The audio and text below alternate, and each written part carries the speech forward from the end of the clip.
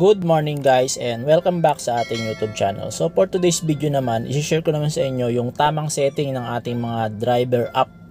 Alright, so kung nakikita nyo dito sa aking app, naka auto accept ako. Eto, ayan. Ibig sabihin, kapag may booking, automatic na papasok sa akin. Kasi pwede mong i-turn off itong auto accept na yan. Click mo lang itong nasa pangatlo, yung nasa baba, itong auto accept. Ayan, pag kinlik mo yan, eto guys, yung nakalagay job setting, pwede mong i-turn off nyo. Yan, turn off mo yan. Ngayon, balik tayo. Kapag i-turn off mo yon, ang booking na papasok sa'yo ay makikita mo kung saan papunta, kung magkano yung fare. Pwede mo siyang i-accept, pwede ring hindi. Pero may limit lang po yung pag-decline. Siguro mga 2 to 3 cancellation, mapopost yung yung account mo. So may certain time na hindi ka makakatanggap ng booking. It's either 5 minutes or 10 minutes, basta ganun, depende kung ilang beses ka cancel. Ang tawag nila dun is pilimon. Mapili ka sa booking, kaya ayan, post ka muna. Ibig sabihin, hindi ka pa handa na tumanggap ng booking. Alright, so tuloy tayo. Ito, kung nakikita nyo, yung service type naman, ito yung nasa unahan. Yung service type. Ayan, pag kinlik nyo yan, yan, makikita nyo kung naka-turn on ba lahat yan. Alright. Ako, naka-turn on naman lahat, maliban dito sa Saver sa baba. So, ever since, hindi ko talaga itinurn on si Saver. Di bali lang, mag-antay ako ng booking. Ayun, ayoko lang nung Saver. Basta ayoko siya. Ayan, naka-turn on naman lahat. 4-seater, 6-seater, outside NCR, etc. Tapos, dito naman yung set destination natin. Ayan, meron tayong dalawa. Meron tayong dalawang set D. Ito yung safety center pag meron tayong mga report. Ayan, pwede tayong tumawag ng pulis kung emergency. Pwede nating i-share yung ating location kung ayan, click natin tong safety settings. Ayan o. Ano pa? Ngayon, punta naman tayo dito sa yung all settings natin. Click nyo lang yung profile nyo. Ito yung nasa taas right upper corner.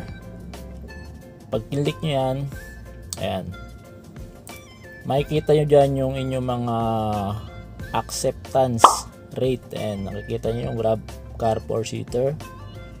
Ayan o. Ayan, swipe natin. Ba? Strike anywhere kasi ako. Ayan o. Kaya 100% lahat yan. Ayan o. Di ako nagka-cancel. Auto accept, strike anywhere. Pag gusto ko nang umuwi, nagsa-set D ako. Ganun lang. Ginagamit ko yung set D kapag gusto ko nang umuwi. Alright. Dito, click natin itong nakikita yung setting na to. Nasa right upper corner. Ayan. Alright. Ayan yung auto accept. Yung service type, pangalawa. Yung navigation, itong navigation guys, ayan, dapat naka-turn on yung road closure para ma-anticipate nyo agad kapag sarado yung kalsada, hindi na kayo ituturo doon ng grab map. Grab map yan ha. Ayan, automatic navigation. Ibig sabihin, pag click nyo nung booking na pumasok sa inyo, automatic lalabas na yung mapa. Tinuturo sa inyo na gagamitin nyo na best way para sa kanya. Pero ako kasi, ang ginagamit ko ay tatlo. Grab Map, Google Map, and Waze. Ayan. Depende sa inyo kung ano yung mas preferred nyo. Pero ginagamit ko yan, depende sa location kung nasaan ako. Kasi minsan, hindi accurate si Grab Map. Minsan naman, hindi accurate si Waze. Minsan, si Google Map. So, kung ano yung mas okay dun sa location kung nasaan kayo. So dito naman, ayan yung quick replies. Dito sa quick replies guys, ayan yung yan yung pagka pinasukan kayo ng booking, kung ano yung gusto nyo sabihin dun sa customer, ipipindutin nyo na lang kaagad din na kayo magta-type. Ayun. Ayan, ito yung emergency contact. In case na kung ano man mangyari. Dyan makikita yung emergency contact na inilagay nyo, pati yung pangalan. Ayan yung audio protect. Automatic yan, naka-turn on. Hindi mo pwedeng i-turn off yan. Ito naman yung nakikita nyo yung diagnostics. Ito. Kapag medyo matagal na kayong hindi pinapasukan ng booking, pwede nyo i-click itong start diagnostic. So, pag i-click natin yan, it's either ang magiging problema, ang lalabas lang dyan is pwedeng wala na kayong data, wala kayong signal dun sa location na yon, naka-set destination kayo. Yung mga ganun lang naman ang lalabas dyan. Tapos ito, naka-dark mode. Always ako naka-dark mode kasi para hindi masakit sa mata. Vibrate on touch, vibrate on incoming jobs. So ayun lang naman. Yan lang naman yung setup ng aking app. Wala nang iba. Dun sa mapa, yung anong gamit yung mapa, yung navigation. Ayusin nyo yung setting. Dapat kung gusto nyo na ma-anticipate ng mapa nyo, halimbawa yung mga masisikip na daan o alanganin, nandun lang yan sa setting ng mapa nyo. O tapos yung mga skyway, expressway, kung gusto nyong ma-avoid yun, pwede nyong i-off dun sa i-turn on pala dun sa setting. Avoid tollways, mga ganon.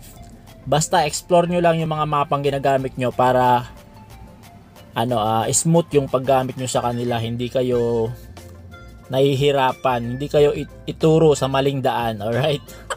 So ayun lang. Tapos eto, i-check nyo lagi yung incentive. Ayan, yung incentive, ayan, katulad nyan. Meron kang ngayon, katulad ngayon, di ba? Meron kang 250 pag na-hit mo yung 7 rides. Ano yun yung peak hour lang yun. Yung mga rush hour lang yun. Tapos ito, Monday 7, kahapon din yan. So i-check nyo lagi yung incentive nyo. Baka mamaya meron dyang maganda na kayang-kaya nyo namang i-reach para makuha nyo yung award, yung reward, yung incentive reward. Tapos to yung planner. Kung may planner dyan, lalabas. Katulad nito, ayan 4 PM to 8 PM, Pasig, Metro Manila. Diba? 1-1. Diba? 1-1. Pwede tayo dito 1-1. Screenshot natin para matandaan natin mamaya. Ganyan, katulad nyan. Check nyo yung mga planner nyo. Baka mamaya meron dyang katulad dito. Ilan to? 5, 6, 7, 8, 4 hours. So meron kang 1-1. Tapos meron pang 30 pesos per trip. Diba? Pero dapat before 4 PM, siguro mga 1 hour before, nandun ka na sa Pasig City, Metro Manila. Alright? Wednesday to. So pwede tayo dito. Reserve na tayo ng slot para malupit. Ayan yung service type nya 4-seater. Pwede na to. Reserve my slot.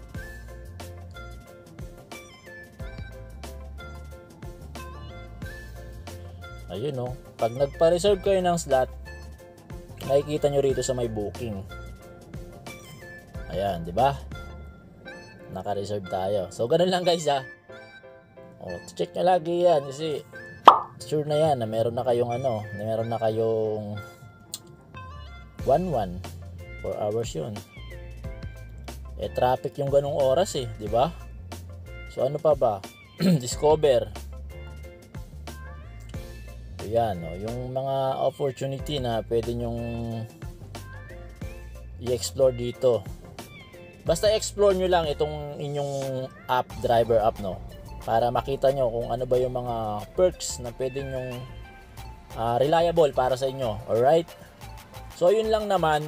Kapag meron kayong katanungan, mag-comment lang kayo sa ibaba ng ating video na ito. And then mag-subscribe ka na rin dito sa ating YouTube channel at hit mo yung notification bell para updated ka pa sa mga bagong videos na i-upload natin dito. So yun lamang po at abangan nyo yung susunod nating video. Bye!